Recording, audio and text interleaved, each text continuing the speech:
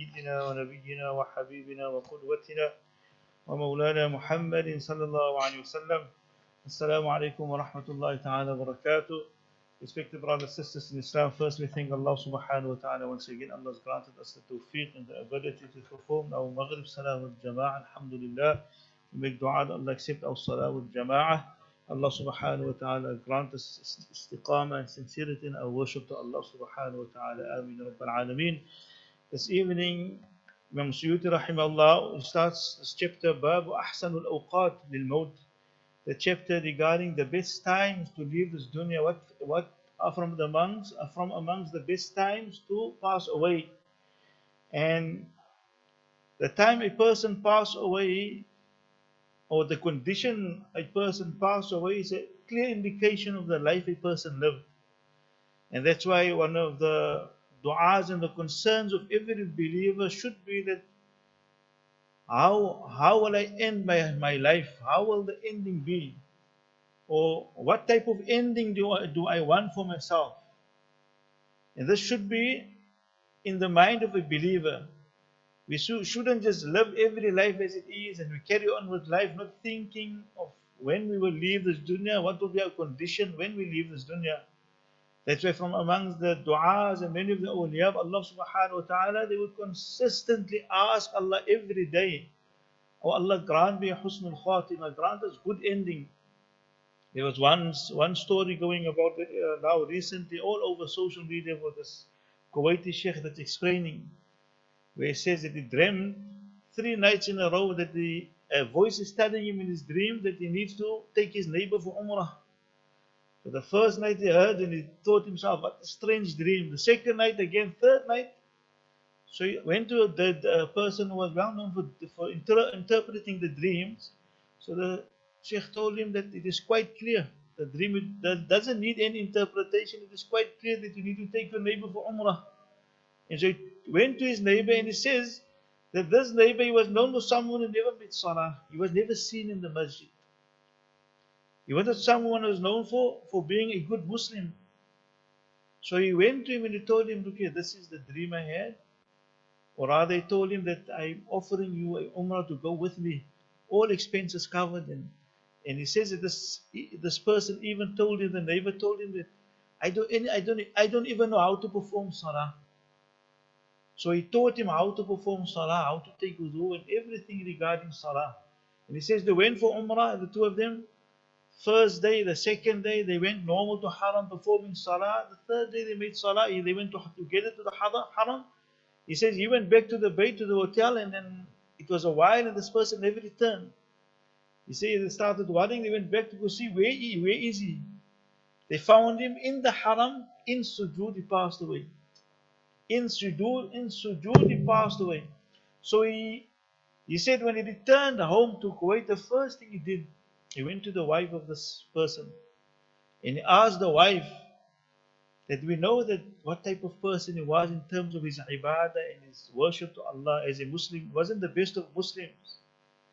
But you tell me, you the wife, what was the thing that he used to do that Allah granted him such a beautiful ending? And the wife said that there's one thing he used to do, that he used to always look after an elderly lady in the community. He used to give her food and pay her expenses, and that was his charity between him and Allah. He used to look after her, then this, whenever he used to go visit this lady, and he would give her the money, whatever she needs, she will make dua, Allah grant him a good ending. Grant him a good ending. And this is exactly the hadith of Rasul. Sometimes Rasulullah says, there's an arm's length between the person and Jahannam. He's so close to Jahannam. Allah makes it turn a 360. Look how Allah worked in this man. Wow, Allah planned his life. Why? Because of this righteous deed. And he ended his life in sujood, in the best of places, the haram. So a good ending is something all of us should try and ask Allah for. Ask Allah for good endings. And Imam Suyuti rahimahullah brings the first narration from Ibn Mas'ud radiallahu anhu, says, قال رسول صلى الله عليه وسلم من وافق موته عند انقضاء رمضان.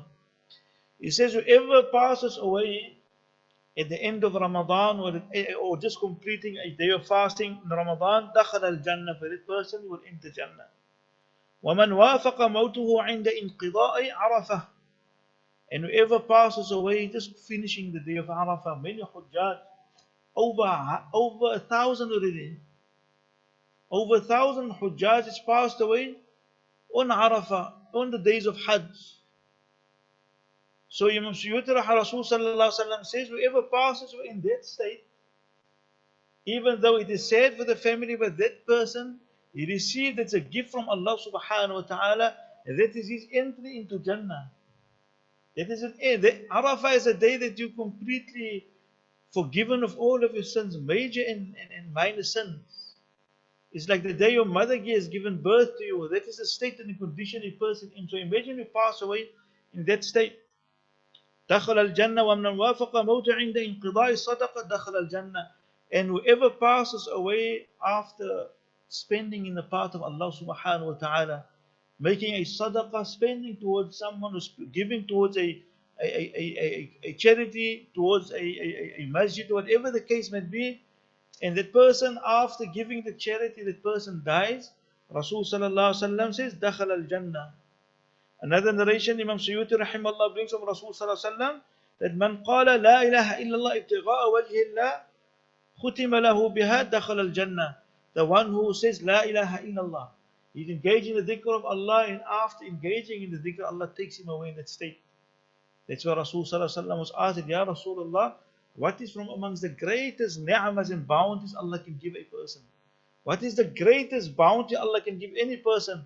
Rasul Sallallahu Alaihi Wasallam says the greatest ni'mah Allah can give a person is when he says La ilaha illallah, La ilaha illallah, and his tongue is in the state of dhikr and he passes away in such a state. There's not a greater ni'mah, says Rasul Sallallahu Alaihi Wasallam, that Allah grant us to be of those who Allah's words in this dunya be La ilaha illallah. وَمَنْ صَامَ يَوْمًا ابْتِغَاءَ وَجْهِ اللَّهِ. Whoever again fasts in the month of Ramadan for the pleasure of Allah, and then he passes away in the month of Ramadan, that person is granted Jannah. Again, the one who spends in the path of Allah, and after spending in the path of Allah is granted Jannah. Another hadith of Rasul Sallallahu Alaihi Wasallam, من مات صائما أوجب الله الصيام إلى يوم القيامة. That whoever passes away in the month of Ramadan, in the beginning he fasted and then he passes away in Ramadan, Allah will grant him to complete the month of Ramadan after he has passed on. Why? Because he had the intention to fast the full month of Ramadan. So Allah don't want to deprive him from the full month's reward of Ramadan. Allah will grant him the full reward. He is granted to carry on fasting. Imagine after he's passed away. And then says Rasul Sallallahu Alaihi Wasallam, another hadith, we'll finish off with this hadith, where Rasul Sallallahu Alaihi Wasallam says, when man mata laylat al-jum'ah wa yawm al-jum'ah ujira min adab al-qabr. Whoever passes away Thursday night or the day of Jumu'ah, that person also will be safeguarded from the adab of the qabr, and will be granted to enter the Jannah of Allah Subhanahu Wa Ta'ala. So all of these are hadith. If you have to summarize it, the best time to pass away is another hadith of Rasul Sallallahu Alaihi Wasallam, when he says that whenever Allah intends good for a person, ista'malahu, Allah uses him. So the Sahaba say, Ya Rasul, what is the meaning of ista'malahu? Then Rasul Sallallahu Alaihi Wasallam says, Yahdillahu Azza wa Jal ila amalin salihin. That Allah grants a person the tawfiq and the ability to do a righteous deed. If Allah loves a person and the time for death is arrived, Allah will grant you to do a good deed. Allah will guide you to do a righteous deed. Thumma, then after the completing the good deed, Allah takes the ruh of the person in that state.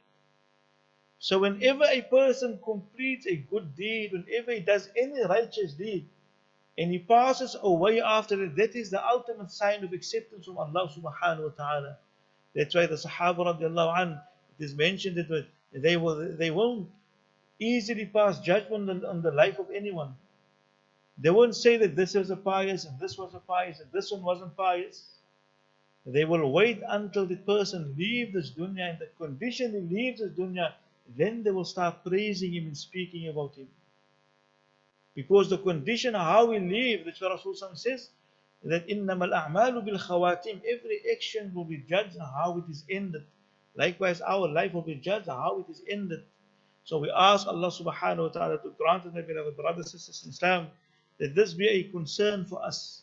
That when we make dua unto Allah, that Allah, we should always, one of the things we should ask Allah for, oh Allah, grant us a good ending. Grant us to leave this dunya with a kalima, la ilaha illallah. Grant us to leave this dunya while you are pleased with us. So we ask Allah subhanahu wa ta'ala to give us the tawfiq and understanding. Wa akhiru da'wana alhamdulillahi wa